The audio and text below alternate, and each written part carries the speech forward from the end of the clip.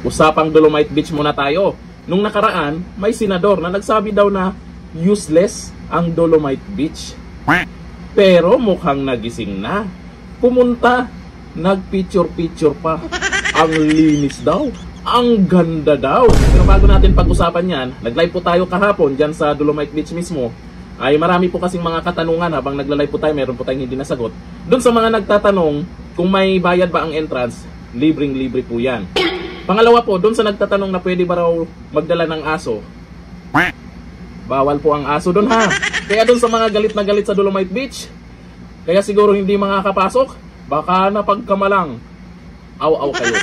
Ang sabi po sa poso, kita nyo kung sino, yung background nila, napakaganda, napakalinis na Dolomite Beach. Sakto natin yan ha. Ang sabi sa post, come to mama.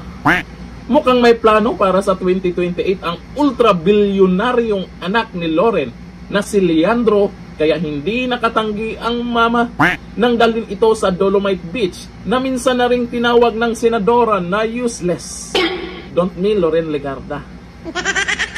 Oh, ngayon, sino yung susunod yung aabangan na pwedeng pumunta dyan? May mga nag-comment, si Koke, kailan kaya pupunta dyan?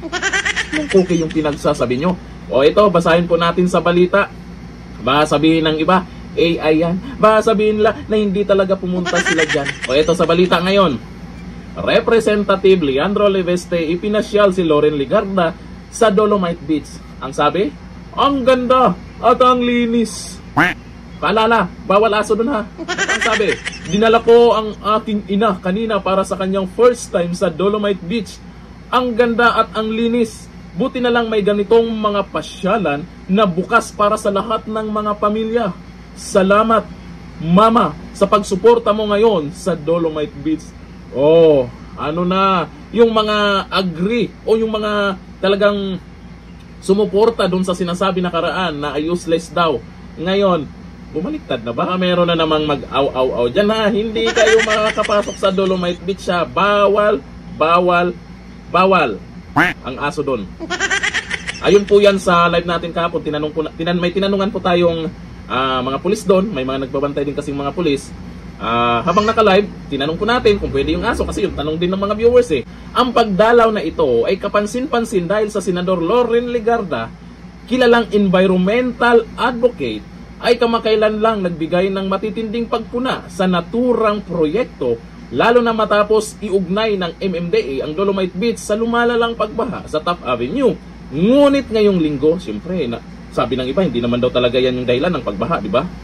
Si Congressman Leviste mismo ang naghatid sa kanyang ina sa lugar.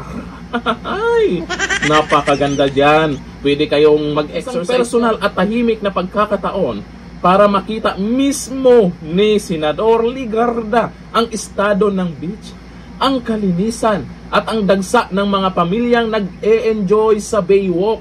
Alam nyo sa totoo lang, noon na hindi pa binago po yan dyan, grabe basura. Pag dumaan ka dyan, maaamoy mo talaga. Ngayon, Tatak Duterte ang makikita. Sa kanilang pagbisita, binigyan din ni Leveste na mahalagang may mga public spaces na bukas para sa lahat. Libre yan ha.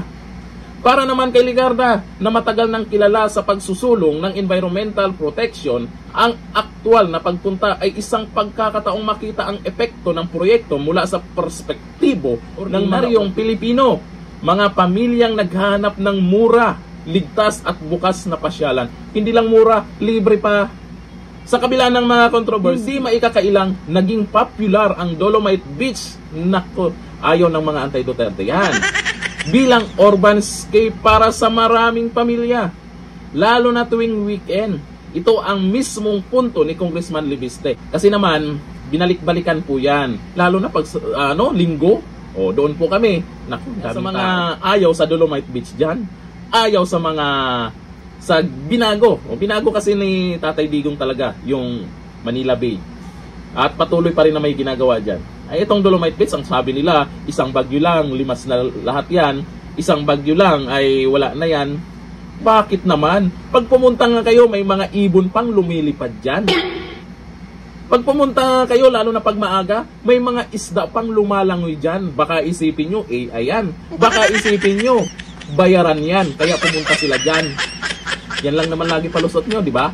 Hindi nyo matanggap na ang dating Pangulo may ginawa talaga para sa Pilipino. O ito ayon sa mga nagkomento dyan sa naganap na isang senador na nagsasabing useless daw ang Dolomite Beach pero nandyan, picture pa. Sabi ni Ray Folido Valeroso, only Duterte can do it. Sabi ni LBA Barcenas, Tatay Digong lang sa kalam. Sabi ni Ann Lacuachera, good job Kong Libeste sa pagbubukas sa mata ng mama mo.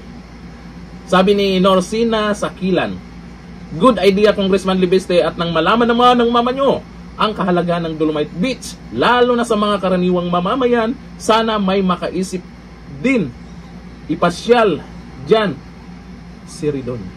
Ay sana, malay natin sa mga susunod na araw, nagpipicture-picture na rin dyan ha.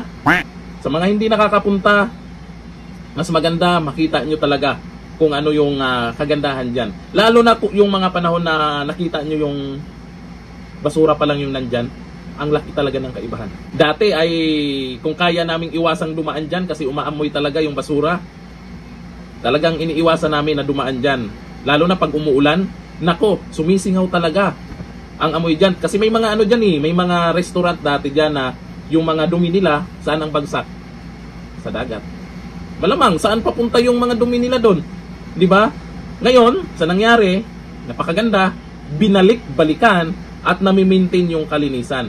At ito ang magandang napansin ko sa Dolomite Beach. Sa sobrang dami ng tao, wala kang makikitang nagtatapon ng basura. Ni konting basura, walang nagtatapon. Walang magtangkang magkalat dyan. Kaya malamang pag may dumating dyan na aw-aw, tapos nagkakalat, alam na natin kung sino yung mga yan. Pero makikita po ninyo pag pumunta kayo, walang nagkakalat. Dati may basurahan po sa loob ng Dolomite Beach. Kinalat po. Pero ngayon wala na. Nagkakaroon lang ng basura itong Dolomite Beach galing sa dagat mismo kasi sa mga katabing lugar may mga basura na naanod papunta sa Dolomite Beach. At ang kagandahan niyan, maraming grupo nagtulong-tulong para ma-maintain ang kalinisan dyan. Kaya yung iba namang Dolomite Beach na yan, pumunta na lang kayo, pumasyal kayo dyan, mag-relax at pwedeng mag-exercise. At ngayong Sabado-Linggo ay may mga nakausap po tayo dyan, may mga pa-contest, daw dyan, may mga atleta daw dyan, Saturday, Sunday. O di ba? Posible din, nandun tayo, magla-live na naman ulit tayo dyan. Kaya doon sa mga nagpaplanong imbestigahan yung Dolomite Beach, ewan ko lang kung ano yung masasabi ng mga taong laging pumapasyal dyan. Dinadayo na yan. May mga foreigner kayong nakikita na rin dyan. Picture-picture pa sila dyan. O ikaw, aw-aw ka ng aw-aw. Pumasok ka dyan, pero siguraduhin mong hindi ka mapagkamalang aw-aw. Malamang haharangin ka dyan. Bawal daw, di ba? Hanggang dito na lang, thank you. Bye-bye.